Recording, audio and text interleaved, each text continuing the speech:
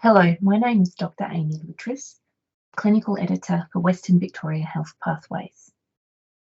I'd now like to show you how to use Health Pathways to help you care for your patients with intellectual disability, including some examples of clinical, resource and referral pages specifically designed for this purpose.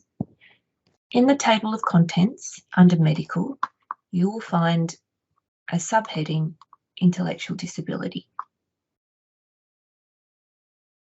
As you know, people with intellectual disability face many barriers to accessing quality healthcare and achieving optimal health outcomes. This pathway, physical health and intellectual disability, is designed to help you overcome these barriers. In the assessment section, there is guidance on gathering information about your patient, including from carers, and some information on the common issues that face those with intellectual disability, including for specific diagnoses. In the management section, there is information about managing these specific issues and about commonly overlooked aspects of care for people with intellectual disability, including immunisation and screening for health conditions. The management section also includes helpful services, allied health and specialists that you may consider referring to. This information is summarised in the referral section. Throughout the pathway and in the resource section under here are links to helpful tools, for example, the CHAP assessment tool, and to external websites with information that will be helpful for this, including the Monash Centre for Developmental Disability Health. Also in the disability section of the table of contents is a pathway, Challenging Behaviours in Adults with Intellectual Disability. This pathway will help you to assess for the underlying cause of challenging behaviours and address them, with a focus on behavioural and environmental strategies as the first line. There is also information about the ethical, regulatory and legal implications of chemical restraint. An often overlooked cause of challenging behaviours in people with intellectual disability is unrecognised or undertreated mental health conditions. I'm going to find a relevant pathway by using the search tool. The pathway is called Mental Illness and Intellectual Disability. You can remove this yellow highlighting by clicking here.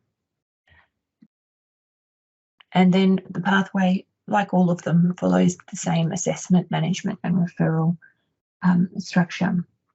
We also have a number of relevant pathways on specific diagnoses.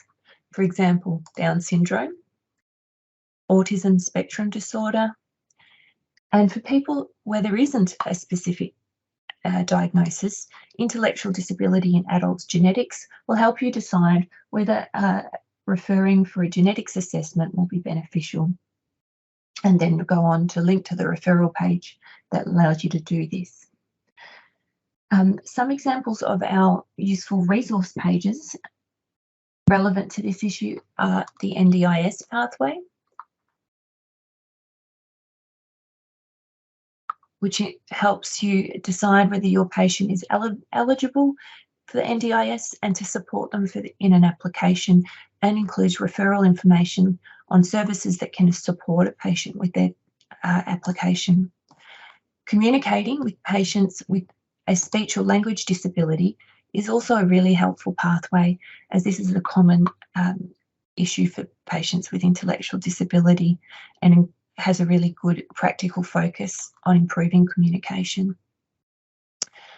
Some of our referral pages include a referral page on disability-specific support services, and we have a full complement on pathways, referral pathways for allied health professions.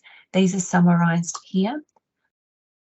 So, for example, occupational health therapist, we can link to the specific referral page there, and these exist for speech pathology, physiotherapy, and all the rest. An overlooked area is often carer stress, and this pathway on carer stress can help you to identify and support patients experiencing carer stress, including a referral page for carer support services. There are plenty of other pathways that are likely to be relevant, so I encourage you to explore the website. If at any point you feel something is missing or not correct, please click on the Send Feedback button to send us feedback. We love hearing from you. Thank you for your time today, and I hope that you can use Health Pathways to support your care of patients with intellectual disability.